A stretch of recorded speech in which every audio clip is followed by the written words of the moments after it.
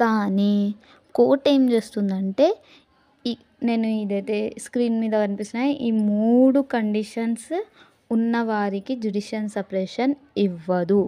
ఎందుకో చూద్దాం. ఎందుకంటే జ్యుడిషియల్ సెపరేషన్ అనేది లీగల్‌గా వాళ్ళు వైఫ్ అండ్ హస్బెండే, కాకపోతే దూరం దూరం ఉంటారు.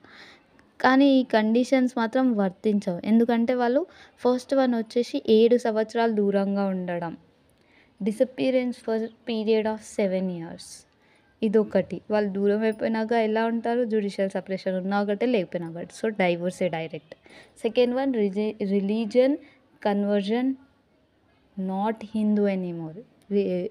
హిందూ మత మార్పిడి చేసిన వాళ్ళకు కూడా ఈ జ్యుడిషియల్ సెపరేషన్ అనేది వర్తించదు, ఇవ్వరు కోర్టు. నెక్స్ట్ వచ్చేసి రెన్యువేషన్ అంటే సన్యాసం తీసుకున్న వాళ్ళు, సాధులలో మారిన వాళ్ళకి కూడా జ్యుడిషియల్ సెపరేషన్ అనేది ఇవ్వరు అనేసి సెక్షన్ 13 సబ్ క్లాస్ క్యాపిటల్ ఏ చెప్తుంది. ఓకేనా? ఇంకా సెక్షన్ 14 తెలుసుకుందాం.